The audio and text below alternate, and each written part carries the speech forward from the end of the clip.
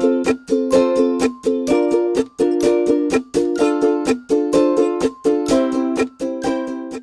everyone, and welcome to today's Entrepreneurs in a Game podcast.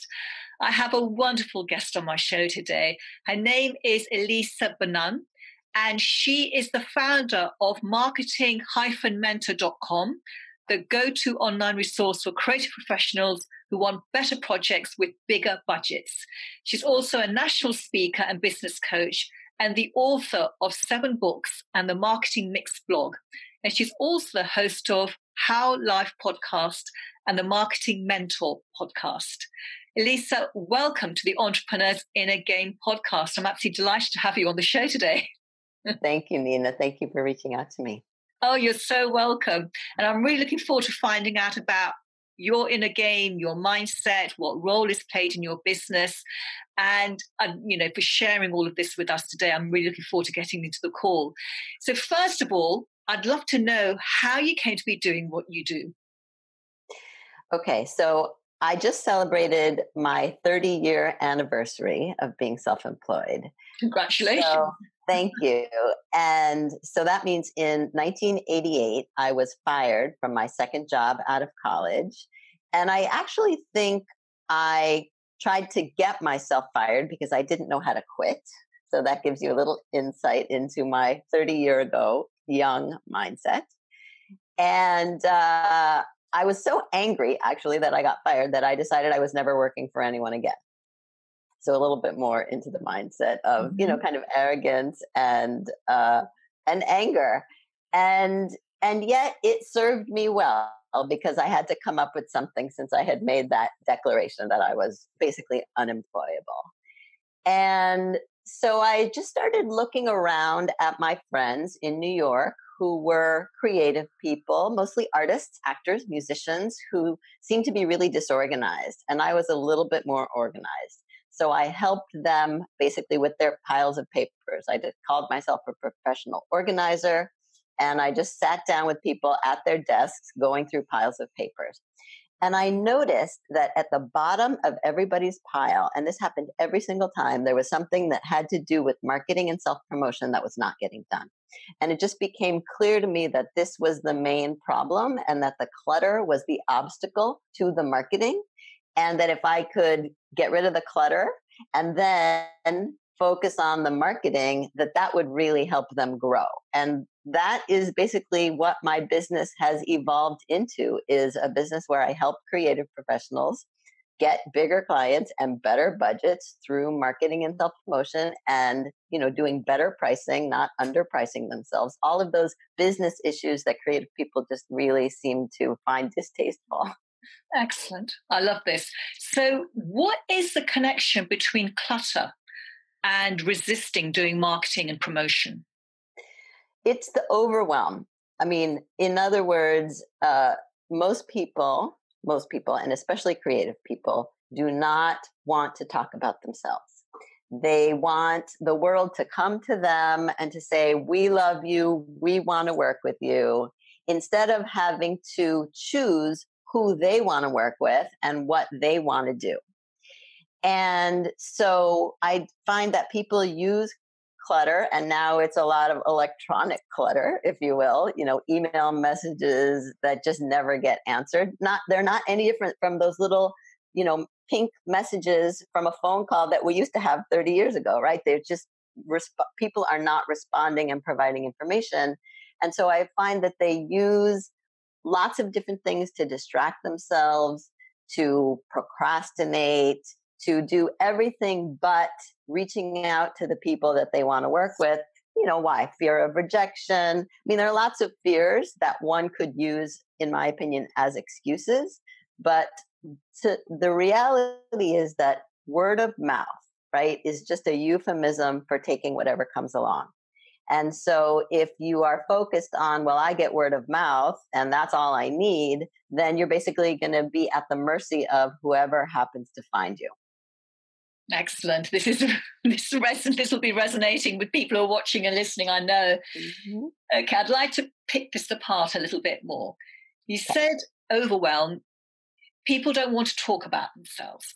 people don't want to talk about themselves. Online business owners, offline business owners, consultants, coaches, they feel that they feel there's a fear of being visible, isn't there? There's often a fear of being visible, and who's going to be interested in what I have to say, and no one's going to be, no one wants to listen to what I'm doing, and they feel shy about offering their services. They don't believe in their value. How can people start feeling good about themselves and what they have to offer? So, the main technique that I teach and that I practice for myself is a focus on the market. I don't focus on myself. I know exactly what I do and how I help people, but I talk first about the needs and the pain that people are feeling. And then what I offer is simply a solution to the pain or a cure for the pain. And so I find that this is the mindset that most people have the most trouble with, is stepping out of themselves and looking at the world from their client's perspective and trying to understand as best as possible what they need and then offering it up as a possible solution. That's the only place that you and what you offer comes into the picture. It doesn't come first. It's a response to what people need. And not everyone will need it. So you have to find the people who actually need it. And how does one find the people who need your solution? Well, it depends on what the solution is, but it's all about focus, right? And so for me, my focus is on creative professionals because over the 30 years, I've realized that those are the people who respond most positively to the way I talk about marketing and self-promotion. And they're the ones who are in a financial position to pay for the services, right? I mean, there are lots of people out there I could work for who have no money. And so that would not be a good sorry about that. That would not be a good market for me. Okay, so it's really focusing on the market and choosing who you want to work with rather than finding people by default or someone referring you to someone. So it's being very intentional about that. Exactly. Okay, and there is a lot of fear of marketing, isn't there? There's a lot of fear of self-promotion because when you have, for example, if you're a coach, you don't feel you're selling not a product, you're selling yourself. And that can feel like the scariest thing ever because that brings into question, why would anyone want to work with me? What do I have to offer? Why would anyone be interested in my services? Why would anyone pay me that sort of money? And again, it's a shift in the mindset because you're not selling yourself, you're selling your services. And there's a difference between you and your services and the value. It's a distinction I make between worth and value. We don't talk about a person's worth. That is intrinsic. That is totally subjective. That is something no one can put a number on. But your value is different to each person and to each market. And first, you have to understand what their problems are in order to figure out what value you bring. And so, again, I find that all of the anxiety and the fears are mostly because people are too focused on themselves and not nearly focused enough on what the market needs and how what you have to offer can help them. Okay, great. So how do we go about finding out what the market needs? Mm-hmm. So there are three different ways you can ask. I mean, literally, directly go to an event where the market is, a trade show, a networking event, anything, and talk to people. Ask them what they need. Ask them what keeps them up at night. What would they do if they had more time? Right? Just be what I call a business detective. Go out there and do research. And you're not selling anything at this point, right? You're just doing research. You're trying to find out what people need. It's very easy. Mm-hmm. You can also listen for it, right? So you just listen for when people complain. People love to complain. They love to vent. So just listen for what they're complaining about. My website needs an update. I'm embarrassed to send people to my website. That's a complaint. If you're a web designer, you can help. All right. So you listen for it. And then the third way is to search for it. So you can search Google or any search engine for the places people go to complain and ask for help. And there are lots of places out there. And, people do this on Facebook. People do this on Quora. right? There are all different ways that people look for help online. If you can be there and offer help, or even just use the information, gather the details about what kind of help they need, then you use that in your marketing. Excellent. So there's three ways to do the market research to find out what the pain points are and then present your solution to very much dovetail with that pain point. Mm-hmm. So that's the external work, if you like. And now what about the internal work? What about the fears of rejection? What about the fears of being visible, the fears of getting a no, fears of being judged, criticized, all of those, which can stop business owners in their tracks? Absolutely. Often I find that fear gets in the way when you're not taking action. So action is the solution to fear, because what you imagine is going to happen usually is not what happens. So let's just take the fear of rejection as an example, right? Usually people don't say, get the hell out of here. I don't want to hear from you. That doesn't happen. What happens is silence. And people seem to be afraid of silence for some reason. But the reality is that silence is not a negative. It just means I'm not responding to you right now. It means the timing isn't right. It means I didn't see your message. I didn't connect with you. It doesn't mean, oh my God, they don't want me, right? So people make stuff up in their head. I tell my clients constantly, stop making stuff up. You have no idea. So you have to ask, you have to listen, and you have to search if you really want to know what kind of help people need. And all of that can be done instead of doing fear. Let's say fear is an action you could choose to do or not. Yes, it's a choice, isn't it? Mm-hmm. It's always Absolutely. a choice. And you said, people make stuff up in their heads, and they do. They assume all sorts of things from the silence. Oh, it's because they don't think I'm good enough. They don't like my stuff. They're looking at my competitors who are better than me. We make up all sorts of things. We assume we put our thoughts into people's minds, but you never know for sure until you ask. Right. And I would say, for the most part, when you think they're thinking those negative things, they're probably not thinking about you at all. They're thinking about their own problems. And so, again, if you can connect with them on the level of what their problems are, then they will want to hear from you. They will want your solutions. They will want to know what you have to offer. They want your ideas. Not, do they want me? Do they want my ideas? Are they ready for my ideas? So we're talking about not taking it personally, aren't we? About separating Absolutely. who you are from your service. Yes. Could you say more about that? Because it's one of my favorite topics, not taking things personally. Mm-hmm. I could say more, but I feel like it's so simple that it's not about you. That it's this mindset where you do things and that's all that matters. You just keep taking action and experimenting. So in a way, that's the mindset that I find the most valuable for my own success, is this kind of flexibility of evolution and experimentation, because the market is constantly changing and the competition is getting worse and worse. And now they're closer and closer, being a click away, right?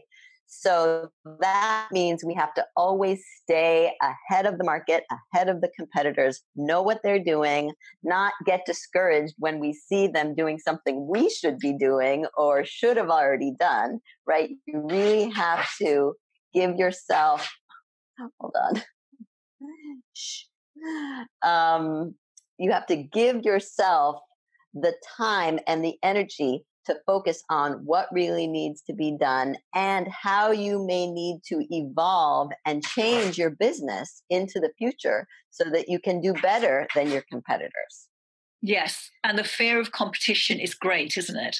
People It is. worry about that. And how are they getting better results than me? How do they get quicker results than me? How are they charging more than me? And again, this is where people make stuff up, because you have no idea what's going on in the business or the mind of the competitor. They could look really good online and have no clients at all. They could be making stuff up. Absolutely, because people like to put a really strong veneer to the world, don't they? But you have no idea what's going on underneath that at all.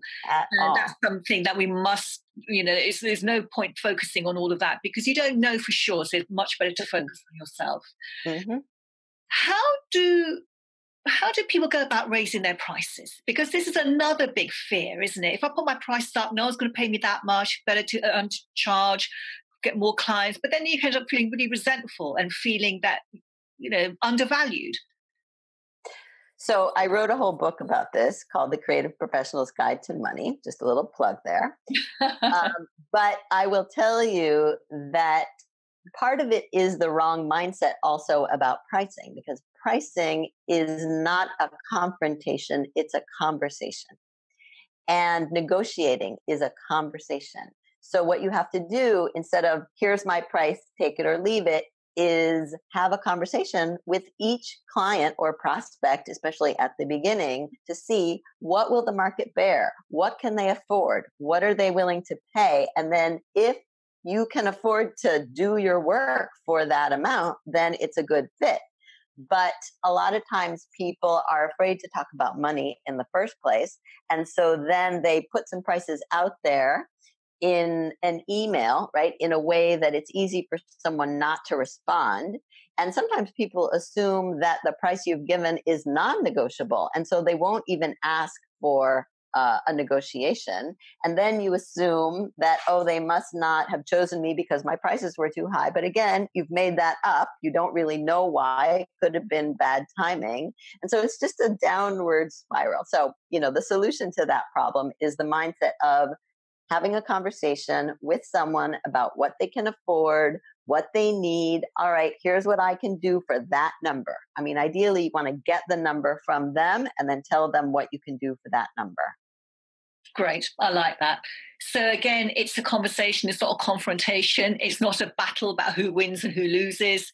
That's right. It's going in, but it's knowing your value, it's believing in your value, because unless you believe in your value, you can't charge your worth, can you? Nope. And again, the value is specific to each client. So that means you have to understand what they need in order to know what your value is. It's not in a vacuum. It's not a general value. It's what does this person need and how can I help them? And could you say something about the mindset of owning your value? Because some business owners, they don't really own their value. They feel like a fraud. They feel they're going to get found out, that actually they're not worth what they're charging.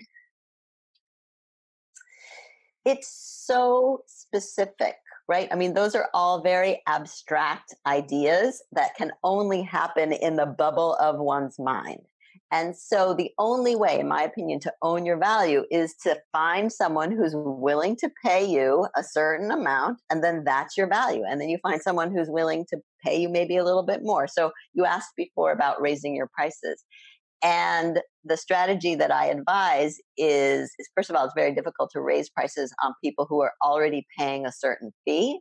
So that means the strategy has to be with new clients, you raise your prices. Each time you raise it just a little bit, so that eventually you're charging more. And the people who are still paying just a little bit, you're going to have to either bring them up. And again, that's a conversation, a negotiation. What can you afford? You can see that, or I can tell you that, these people are now paying this and you're still paying this. So what would be fair? What is affordable to you? That's kind of the kind of conversation that I recommend. But, the easiest way to do it is really one new client at a time, little by little. Everything you have to break it down into really small, manageable, bite-sized pieces. Yes, I completely agree. So I'd love to ask you, how do you personally deal with setbacks? How do you deal with, times when things don't work out? You've been in business for 30 years. So how have you learned to keep going, keep that momentum going? And I'll start by saying that the nature of self-employment, maybe the nature of everything, is up and down, right? There's no through line that you can always count on, and it's always going to be the same way. So you have to accept, first of all, that that's the way things are. You have to stop wishing that they would be otherwise, and you have to prepare for the reality of the up and down. And I do believe that through marketing and the putting tools in place that basically serve as an accelerator. You can put your foot on the accelerator when you need more business with the right marketing tools in place. Right. But if you don't have that, then you're basically at the mercy of whatever's happening or not happening. So you can prepare for these ups and downs by focusing on marketing. But when you have the downs, and I have them too, and I'm just coming out of one of them, and it's been fascinating really to see how,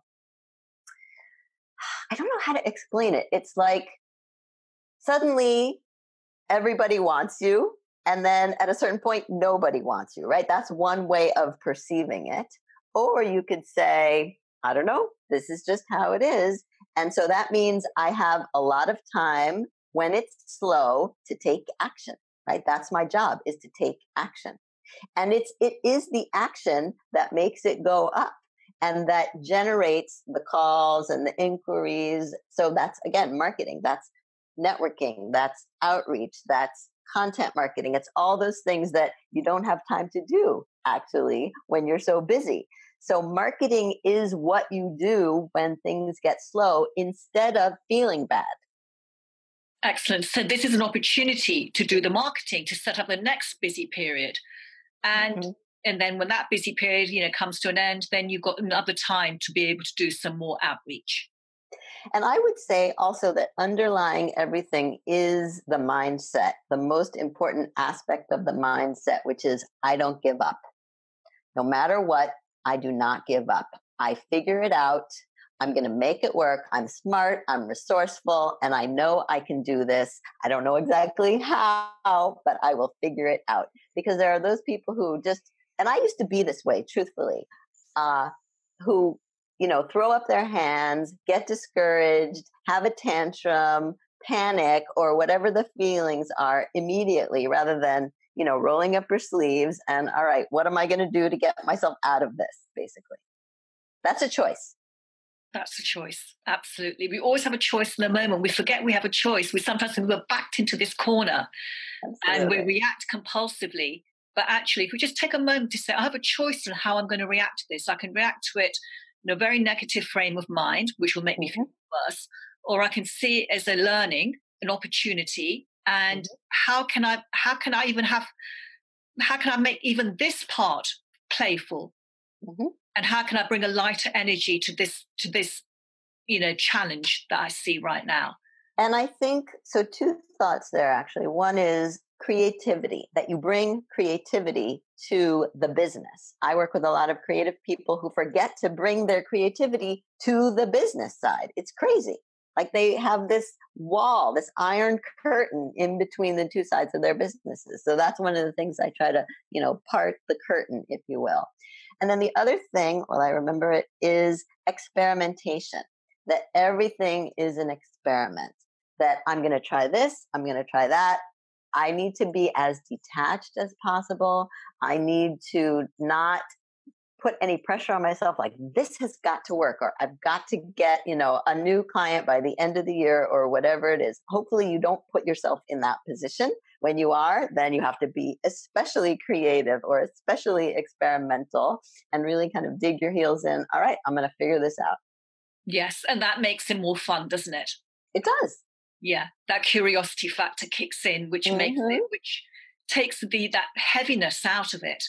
Mm-hmm. And it's like, let's see what happens. I'll try this. And if this doesn't work out, then I've learned from it and then I can do even better next time. And it's asking as well. It's asking other people, for Mm-hmm. help. You don't have to figure it all out on your own. There's great help out there as well. There's a ton of help. I mean, sometimes it can be overwhelming how much help there is out there, right? And it's hard to know who's just trying to take advantage of your vulnerability and just sell you whatever they have, or who is really trying to see, okay, what's your problem? And is this the right solution for it? So you do have to be careful.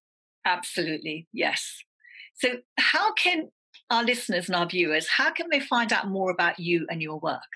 Absolutely. Well, my website, marketing-mentor.com, is the hub of all of my work.